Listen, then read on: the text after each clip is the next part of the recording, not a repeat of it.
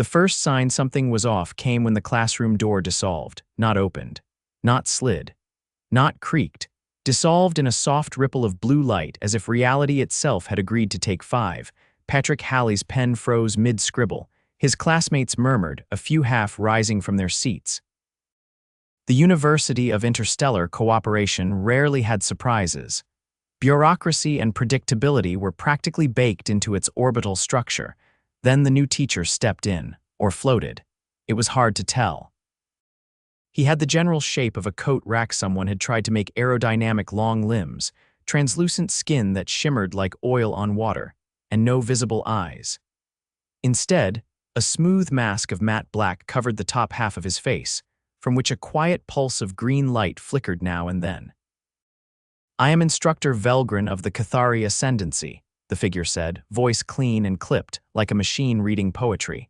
"You may call me instructor or sir, I care not which. Your previous instructor has been reassigned due to insufficient rigor." Someone in the back coughed. Patrick set his pen down. "This course is now Advanced Multispecies Algorithmic Synthesis. You will be tested weekly. You will be expected to fail." A hand went up. Patrick recognized the student Reva from the Arc and Spiral. She was top of the class in every AI module. "Yes," Velgrin said without looking. "Failing is expected," she asked cautiously. "Correct. The test is not whether you succeed. The test is how you fail. Your failure must be interesting, innovative, unpredictable. If your failure is dull, you will be removed."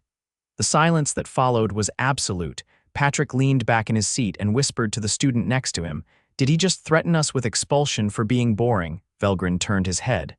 "I heard that." Patrick blinked. "Sorry, just clarifying."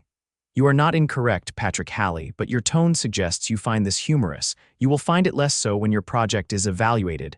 Patrick shut up. Velgrin lifted one arm and a screen unfolded from thin air.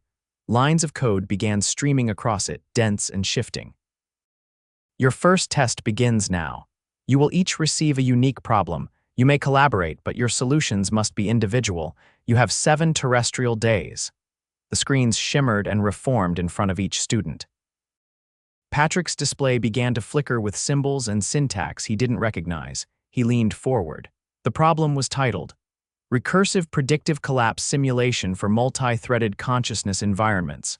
"Christ," he muttered. The question itself took 10 minutes just to read. It involved creating a simulation of a layered consciousness tree, where each node was aware of the others, and time flowed at different rates, depending on the awareness priority.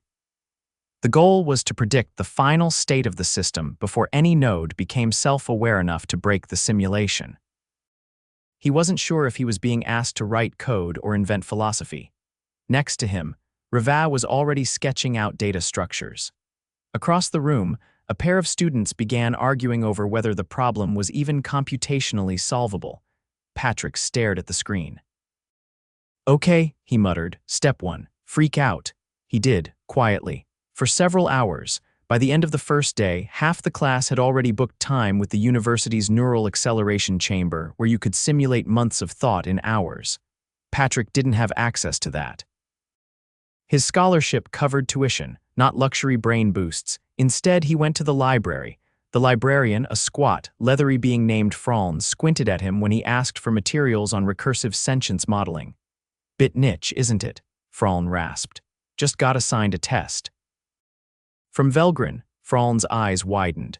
"Oh, that explains the smell of existential dread. Row 17, stack 9. Wear a helmet." Patrick found the stacks. He didn't find a helmet. Instead, he found a dusty terminal and a collection of code fragments written in languages he didn't recognize. Most of them seemed to have been designed by species that didn't use linear time. He spent 3 days trying to understand how to simulate something that didn't agree time was a thing. On day 4, he gave up. Not on the test, on the idea that the problem made any sense. He returned to his dorm, kicked off his boots, and stared at the ceiling until his eyes hurt. Then, slowly, a thought crept in. What if the question wasn't about solving the problem? What if it was about identifying the nonsense? The more he thought about it, the more he realized how much of the problem statement was self-contradictory. A node that's aware of itself before awareness is instantiated. A system that collapses due to prediction of a state that hasn't occurred. He stood up so fast he knocked over his chair. He didn't need to simulate anything. He needed to write a script that proved the task was logically unsound, not sarcastically. Not as a protest, as a rigorous mathematical refutation. He opened his terminal and began typing. The script was short, less than 200 lines. It built a mock simulation framework, then ran a series of assertions. Each one tested the logical foundations of the problem. After 20 assertions, the script threw a deliberate error. Simulation invalid, contradictory premises. He added a brief report, citing 3 known computational theories, a proof from a Kethari logic journal, and one clever metaphor involving a coffee cup that could never be full because it was imagining itself empty. He submitted it with 6 hours to spare. Then he waited. The following day, Velgrin entered the classroom without dissolving the door. It opened normally, perhaps in protest. He surveyed the room. You have all submitted your attempts. Most were as expected. Flawed, circuitous, and occasionally interesting, he gestured. Screens lit up around the room showing rankings. Rivat was second. Patrick was not on the list. He frowned. Where's mine? He asked. Velgrin turned to him. Your submission was disqualified from ranking. Patrick's stomach dropped. Why? Because it did not attempt to simulate the system. It deconstructed the problem itself. Right, Patrick said. Because the problem is paradoxical, I proved it couldn't be simulated. Yes, Velgrin said. That is what made it remarkable. Patrick blinked, so it wasn't wrong. No. It was elegant, subversive, efficient. Velgrin's voice buzzed faintly. I have not seen such an approach from a first-cycle student or a Kethari for that matter. That's good, right? It is also inconvenient. Patrick narrowed his eyes. Inconvenient, Velgrin stepped closer. His mask flickered. This test was designed to occupy your minds for at least 2 weeks. Your bypass destabilizes the intended progression of this course. So, you're mad that I solved it too fast. I am. Recalibrating. Patrick slumped back in his chair. Great. That night, someone tried to break into his dorm. He woke to the sound of scraping at the door, followed by a soft pop. The door's lock disengaged. Patrick rolled out of bed, grabbed the emergency stunner from his drawer, and crouched low. The door creaked open. A figure stepped inside, tall, thin, wrapped in a dark uniform that shimmered like oil. Patrick fired the stunner. The figure dropped, convulsing. He rushed over, flipped the intruder, and stared. It was another Kethari, not Velgrin. He called campus security. 2 hours later, he sat in a small office across from a human investigator named Fiona Rell. Her hair was tied back, her jacket rumpled, and she seemed more annoyed than surprised. First-year student disables a Kethari saboteur with a desk stunner. You know how many times that's happened before? I'm guessing less than 1. She nodded. You're not wrong, you okay? Yeah, just rattled. Any idea why someone would target you? Patrick hesitated. I solved a test. She raised an eyebrow. That's usually encouraged, not this one. Velgrin said it disrupted the course. Fiona leaned forward. Patrick, listen carefully. Kethari education isn't about knowledge, it's about control. Students are expected to struggle, to become dependent on the Kethari logic systems. You short-circuited that, so I embarrassed him. You undermined him, that's worse. Patrick rubbed his face. What do I do now? Lay low, stay out of advanced logic modules, let the fire cool. He didn't. Instead, he went back to the library, not to write code, to read. He started studying Kethari logic patterns, their educational models, their hierarchy of acceptable thought, and over the next few weeks, he began to notice a pattern. Every impossible test Velgrin gave had similar flaws, self-referential loops, undefined premises, or assumptions that collapsed under scrutiny. Patrick began writing scripts, short ones, each designed not to solve the problem but to identify its failure point. He submitted them quietly. No fanfare, he never ranked, but Velgrin never commented either until the midterm.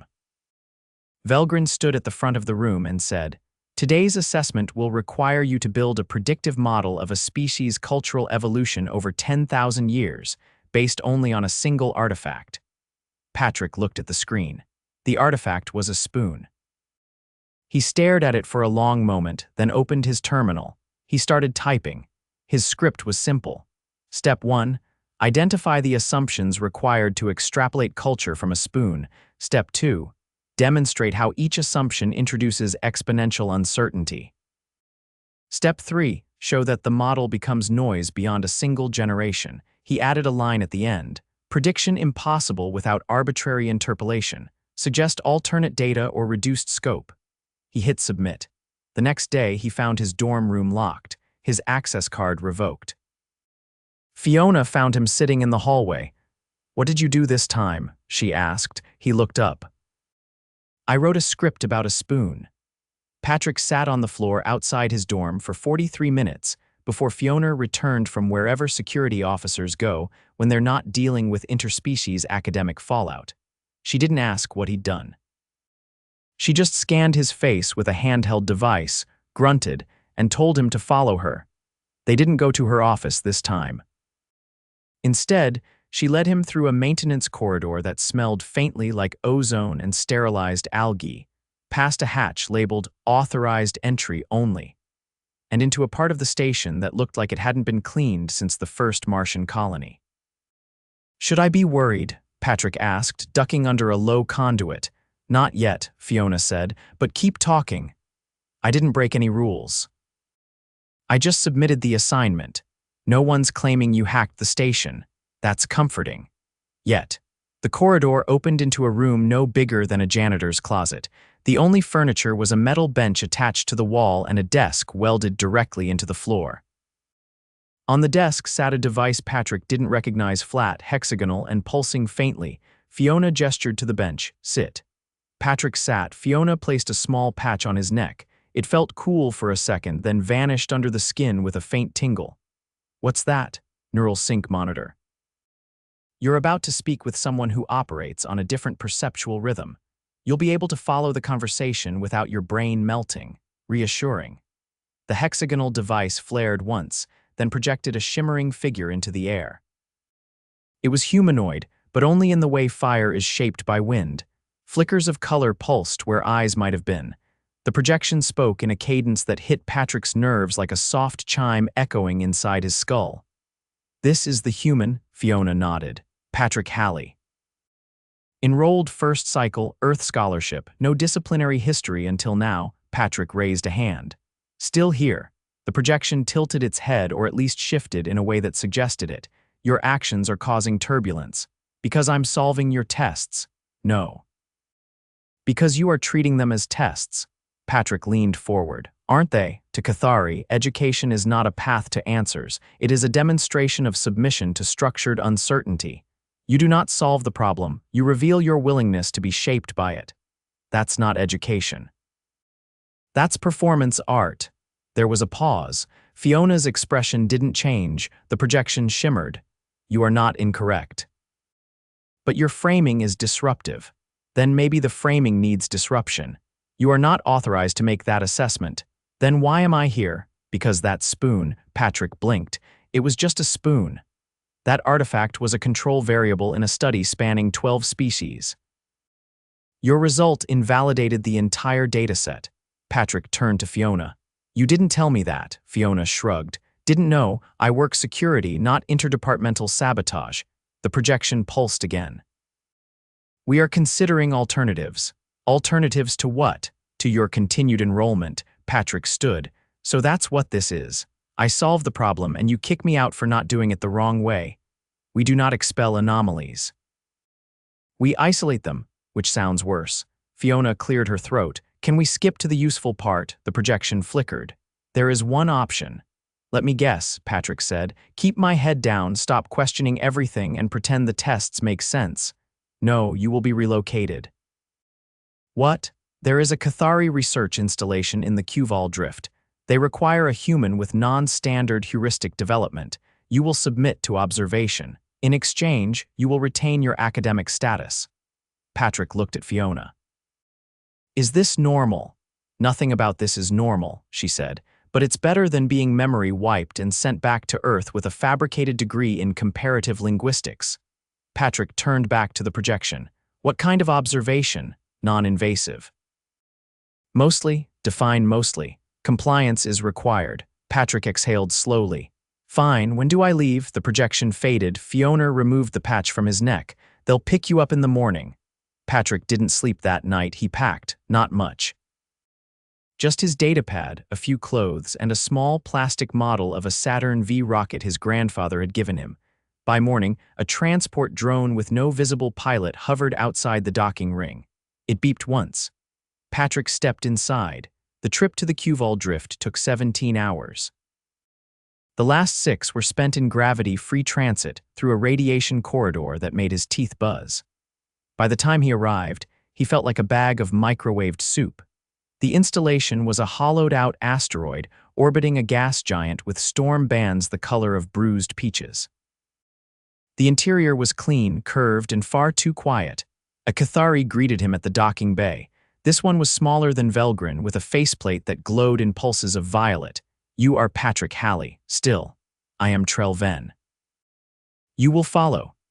They walked in silence down a corridor that smelled sterile in a way Patrick couldn't describe, like metal that had never been touched. They passed through a scanner. It hummed. A light turned green. Your neurological patterns are within tolerance, Trell Venn said. You may access the common areas.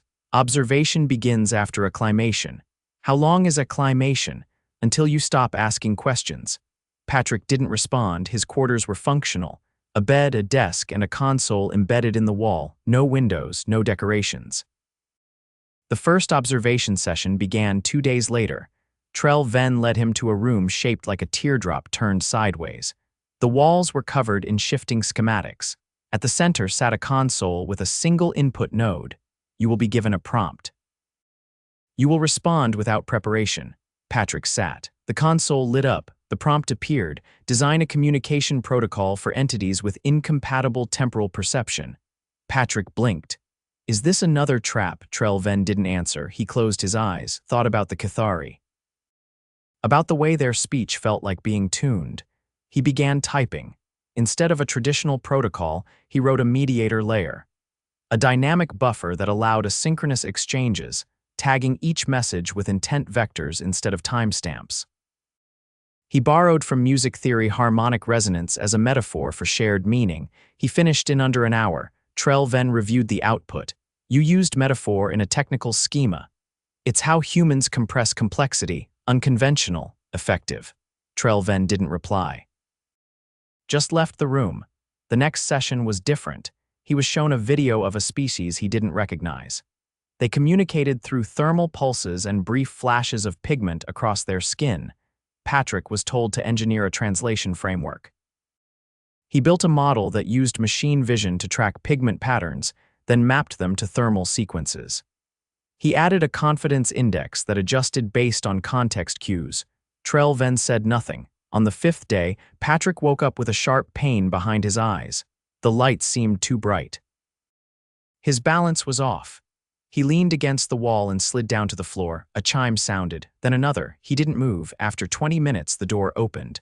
A medical drone floated in. It scanned him, then emitted a burst of light that made him gag. He was taken to the facility's med bay, which looked like a cross between a terrarium and a mechanic's garage. Tubes ran along the ceiling. The air smelled like cold metal. A Kethari medic approached, holding a device shaped like an hourglass filled with translucent sand. You are experiencing neurological desynchronization. Is that bad? For humans, yes. Great. You will be treated. Patrick was placed in a chair that reclined until he was nearly horizontal. A mesh cap was fitted to his head. The sensation was like being dunked in static. He drifted in and out of awareness, heard snippets of Kethari speech, felt pulses of warmth along his spine. When he woke, Trell Venn was there. You overloaded your adaptive cortex. I was just doing the assignments. You were recalibrating systems not meant for your species. Patrick sat up slowly. Why not tell me? Because we did not think you would succeed. That's not really encouraging. It was not intended to be. Patrick rubbed his temples. So what now? You rest, then you resume. Of course. Trell Venn turned to leave. Patrick spoke again. Why are you really studying me? Trell Venn paused. Because the Kethari have never encountered a species that treats paradox as entertainment. Then he left. Patrick lay back down and smiled, not because he was winning, because they couldn't figure out if he was playing the same game. Patrick sat in the observation lounge, legs folded awkwardly under him on a floor that vibrated in low, rhythmic pulses. The walls were matte and featureless, but the ceiling displayed a slow rotation of stars' real-time feed, apparently, from the installation's outer shell. He kept forgetting that the place was technically inside an asteroid. It didn't feel like a rock. It felt like the inside of a very expensive thought experiment. Trell Ven stood across from him, doing something that might have been called reading. The Kethari was absorbing data from a vertical stream of symbols that flowed through the air like upside-down rain. Patrick had tried to look at it once. His eyes had crossed within seconds, and he'd gotten a headache that lasted the rest of the day. "You stabilized faster than predicted," Trell Ven said, not looking up. "I stopped trying to make sense of the furniture," Patrick replied. "That helped. You are adapting. I'm improvising, that's different." Trell Ven extinguished the symbol stream with a flick of its arm. "Improvisation is not valued in Kethari education.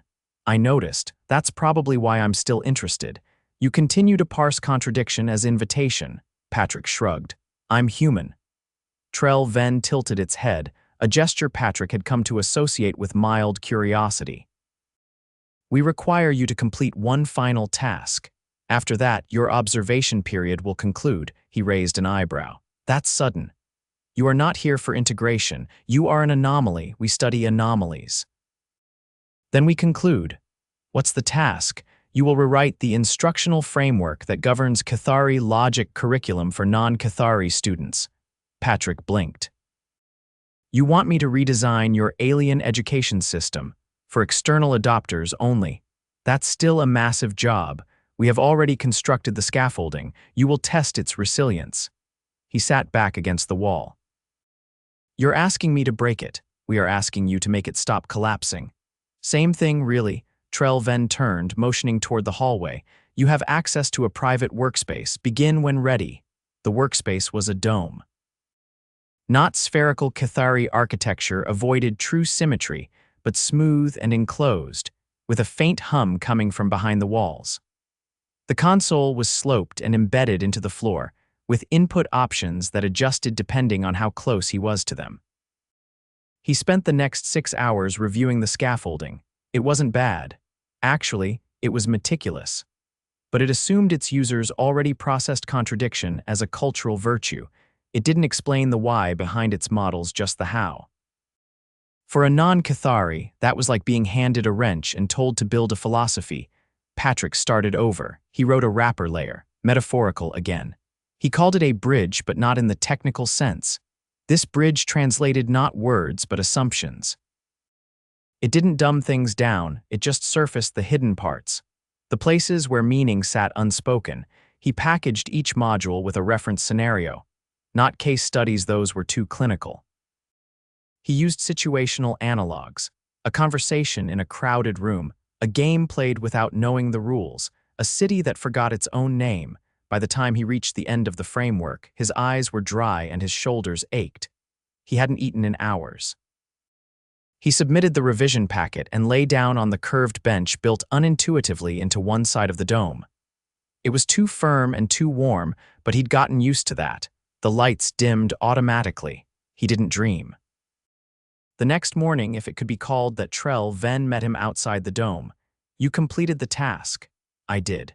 Your framework has been reviewed by 3 logic designers and 2 cultural semioticians." Patrick waited. One requested immediate implementation. One asked for removal of all metaphor. The others are undecided. "That sounds about right. There is disagreement." "That's normal. You're trying to teach sense-making to people who think sense is a problem." Trell Ven's mask flickered. "You think we are flawed. I think you are committed to a system that confuses rigor with meaninglessness. Yet you learned it. I translated it. That's not the same thing." Trell Ven considered this. "Your presence here has drawn attention. The ascendancy wishes to conclude your involvement before it creates policy discomfort." Patrick exhaled. "So I'm being sent home." You will return to your university station. Your academic status will be restored. Your course completion will be recorded as nonlinear participation with accelerated synthesis. That's not a real grade. It is now. Patrick nodded slowly. And the project? It will be reviewed by the Bureau of External Instruction. If accepted, it may become standard.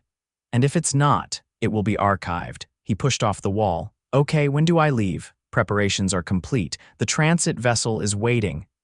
The return trip felt shorter, maybe because he slept most of it.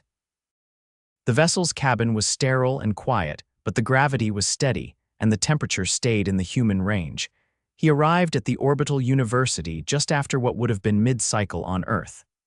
Fiona met him at the airlock, arms crossed, her face unreadable. You look less exploded than I expected, she said. I'm fine, mostly. They told me you rewrote a Kethari curriculum system. I translated it for people who don't think like coat racks, she snorted. You're lucky you're still breathing. I don't think they hated me. I think they just didn't want to explain me. Fiona led him down the corridor back toward the student sector.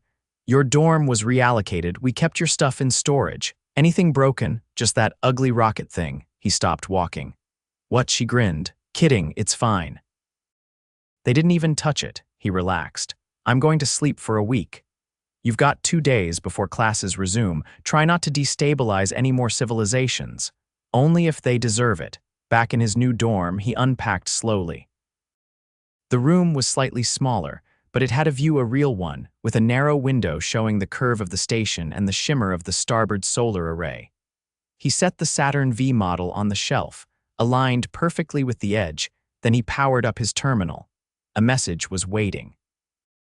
From Velgrin, there was no text, just a single file attachment. He opened it. It was code, short, functional, elegant, a recursive evaluation loop that resolved contradictory inputs by isolating base principles rather than discarding the contradiction.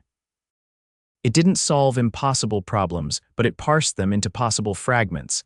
The final line included a comment tag.